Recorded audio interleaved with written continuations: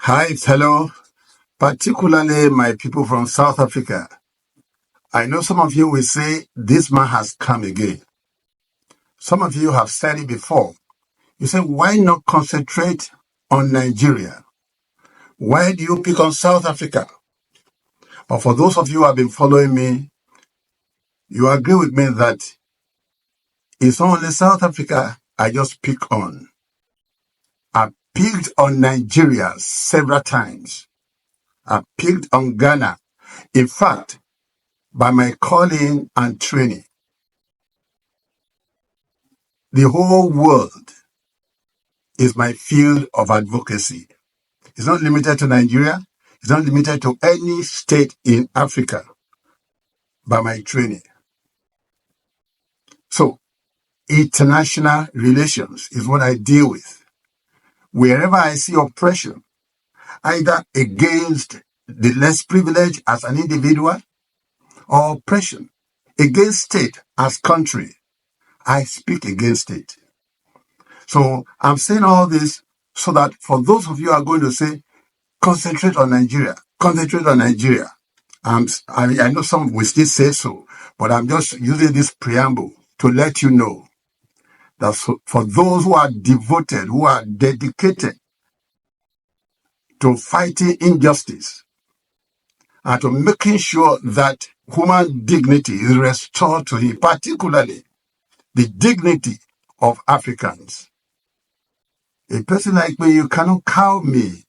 You can't cage me. And you can't limit me to a certain region.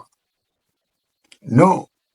If I see injustice in Panama, I'll speak against it. If I see injustice against America, I'll speak against it. If I see injustice against the remote village somewhere in North Africa or East Africa, I'll speak against it. So, for those of you who are going to accuse me, call me names, prepare.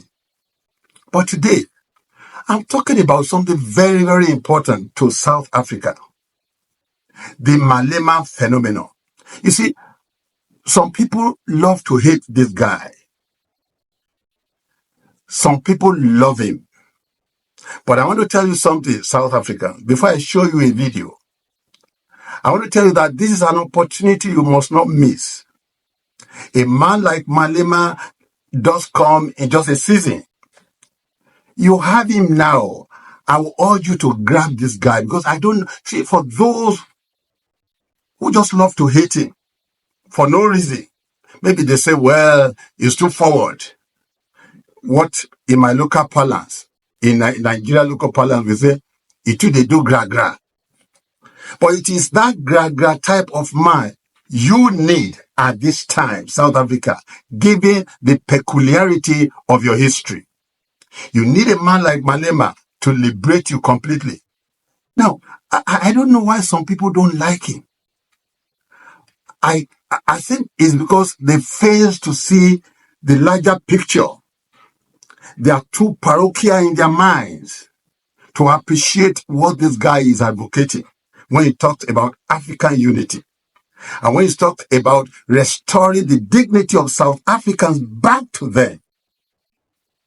If you are a student of history, and you read this history of South Africa, how the Dutch people came in the 17th century, how they progressively took away the lands and, oppression that followed during the apartheid and all that. If you are a student of history, you will appreciate what Malema is doing.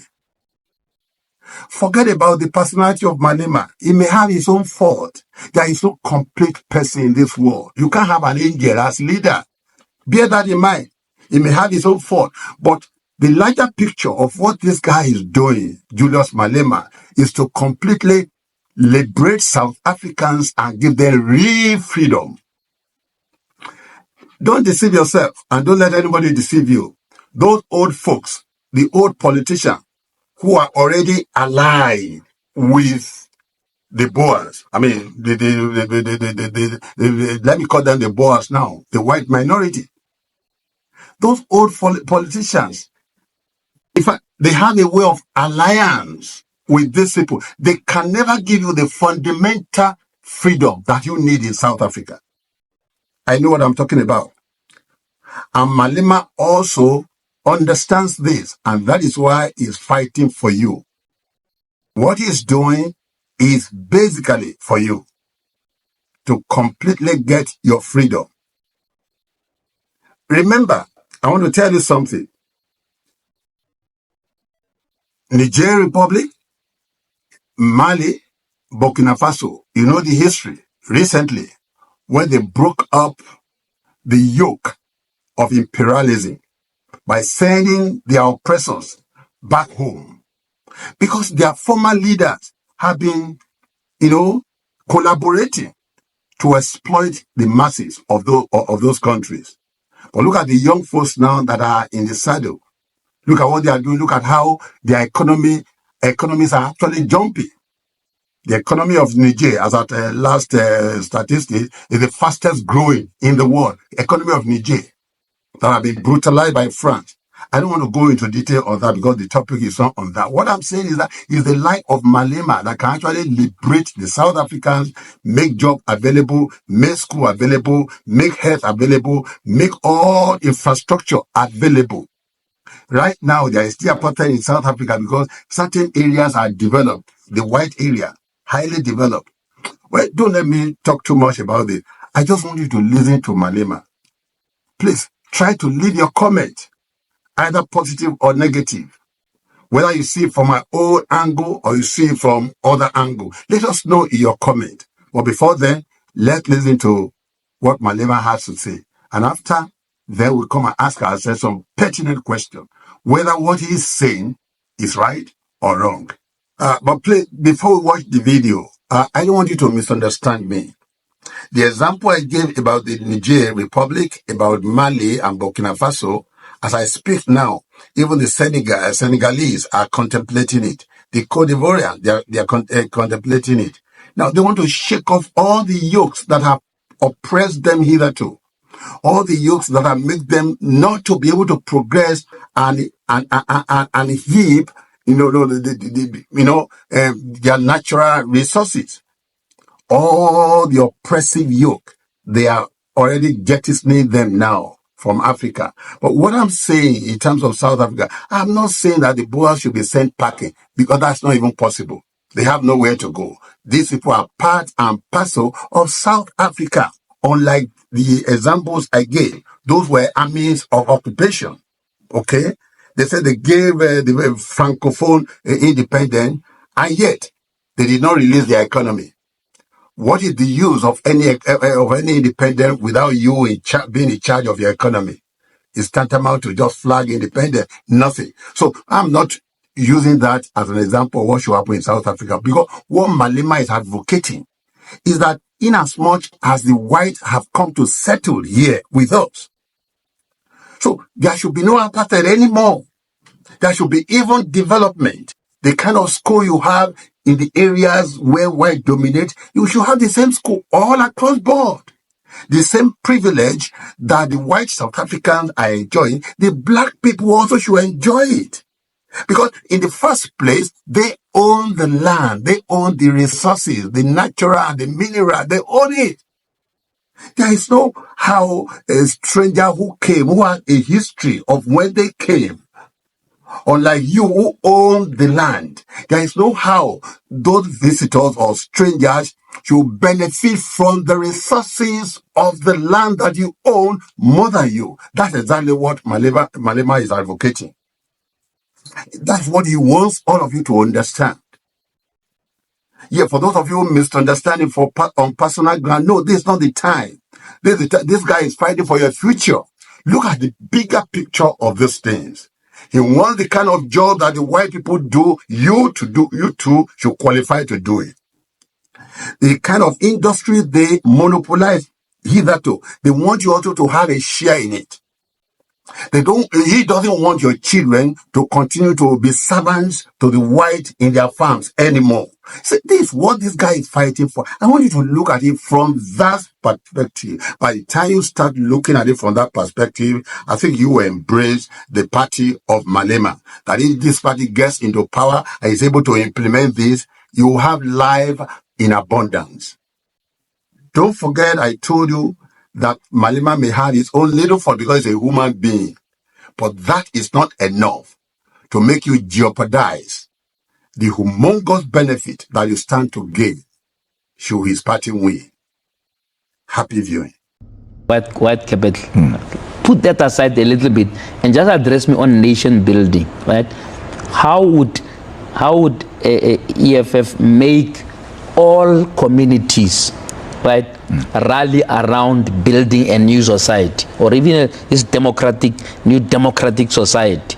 I just want a little bit of clarity. If a white person is listening now, what should I'm not concerned about the white person. No, but it's not my interest. You surely are concerned about all citizens. Yes, I'm concerned about the oppressed. Be a president I'm concerned about the oppressed.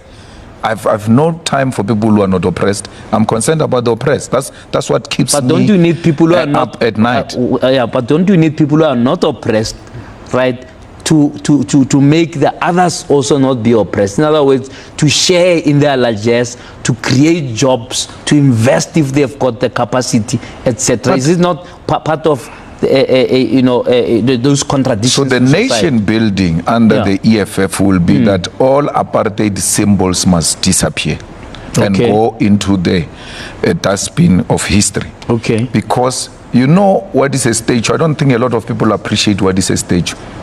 You cannot celebrate the murderers of your people by putting their statues in the middle of the cities, because you are continuing to teach the young ones that these people, no matter how bad they are, they are still the heroes. Yeah. So you must respect these people. You are saying that without saying it. Yeah. So we ought to do away with that. We ought to change the national anthem so that we have one national anthem which will be forced all of us to know it. Yeah. White people don't know Nkosi Sikelel Africa.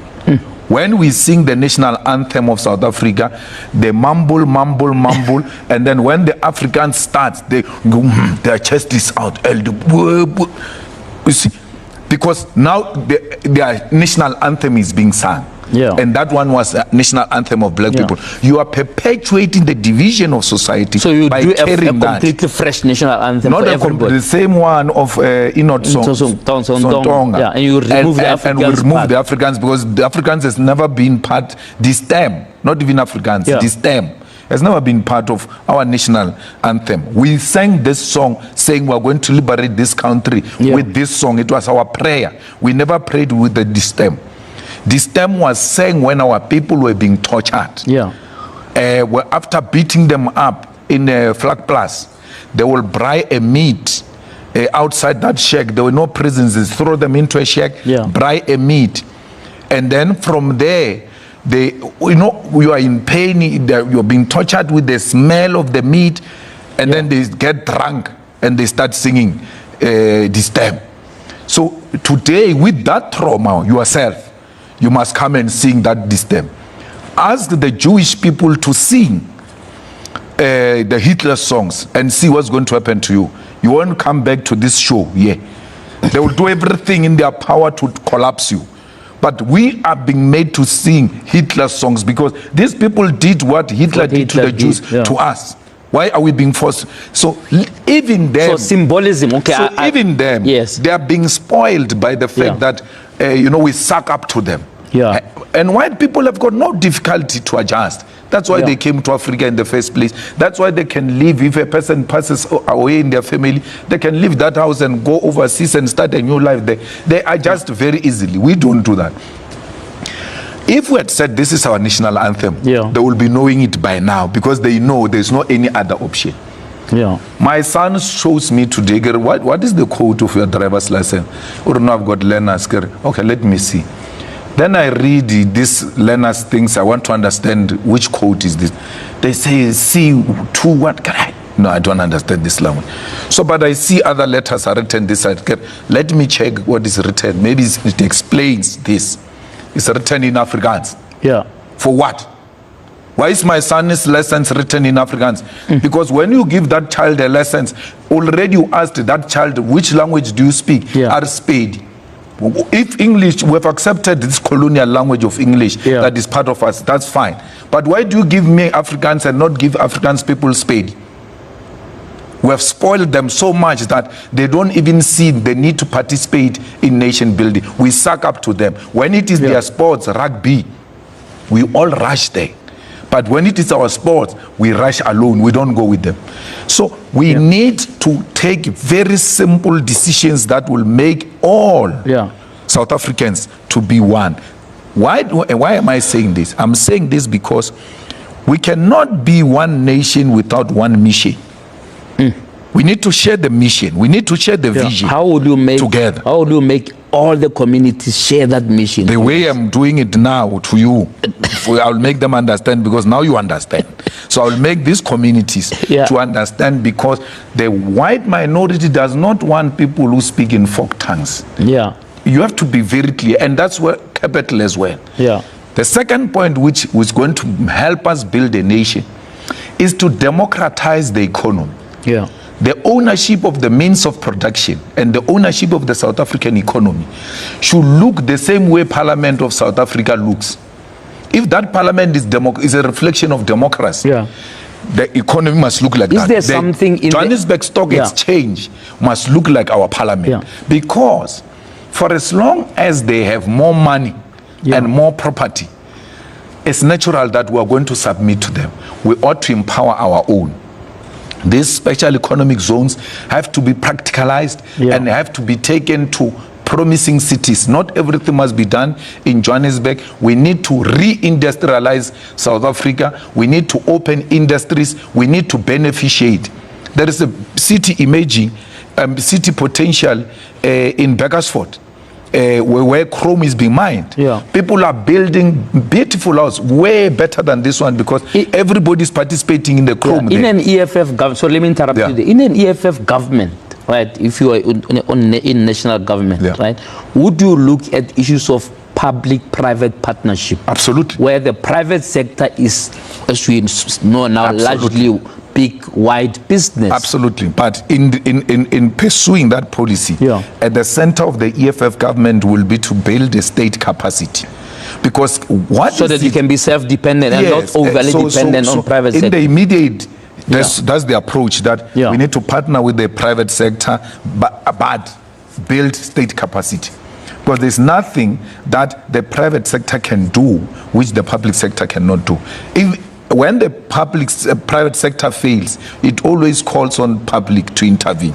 Our government must come in, even when they say they're independent and all of that. So we need not only to partner with the private sector, we need to give some of our assets away to countries that have got capacity to can build a big power station. We've got a problem of power in South Africa. If China says we can do this, we've got coal, we can build a big power station. We say build, operate, and transfer. So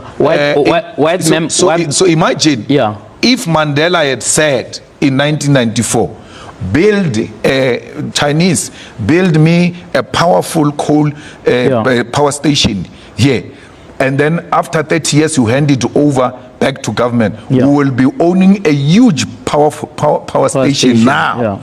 Because 30 years, don't do agreements of 50 years. That's a generation. So you are not dismissive of white capital partnering with black. You are simply talking about the fact that they mustn't think they can therefore be dominant and continue as if there was no 1994.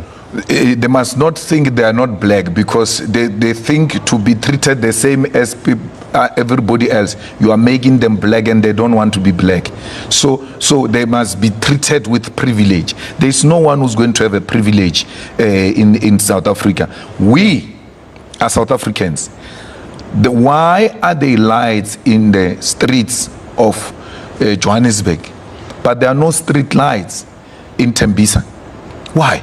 Because these people are under one government. Their president is one. Why are there proper roads where white people stay and you can't find that in black communities? Why are there functional schools and public schools Because you want to say inherently public things are not nice, are not good. There is a school here before we go called to Hyde Park Public School here. It's functioning. Sundown Heights Public School is functioning. Park Town is public school, is functioning because they are found in the white suburbs, and that's where the services are going. And to our people, services don't go, and we appear like we are not interested I want to go to another subject, but before we go to a break quickly, what would then, in summary, be the version of EFF's non-racialism? You have to empower everyone. We have to make sure that the black people are economically empowered, and we all have the same symbols that represent our country, not symbols that represent two nations in one country. Did you hear that? Did you hear that? That is the vision of Julius Malema for South Africa. You see, I don't want to talk more than this, because the video has spoken volume of his mission and the situation of South Africa now, and where he envisioned to take you to. Now, for those of you who don't like him, can you give me any justifiable reason why you would not like a man like this? Please, let's meet on the comment side. Let's comment. Let's talk. I value all your contributions, especially all the comments, whether negative or positive. Now, please, I want you to, ventilate your own views through that comment. Until I come your way again, if you are a new person to this platform, I urge you to subscribe. You see the kind of juicy news you'll be getting every time I upload. This is just a tip of the iceberg. So I want you to, to comment, to like, and to share. If you have not subscribed, please subscribe and press the notification button so that whenever I upload a video such as this, you'll be the first to get it. As usual, I remain Dr. Femi Adegbulu, the only man of peace who comes to the peace table with a weapon of mass destruction, the truth which no man can break. Stay out of trouble until we meet again. God bless.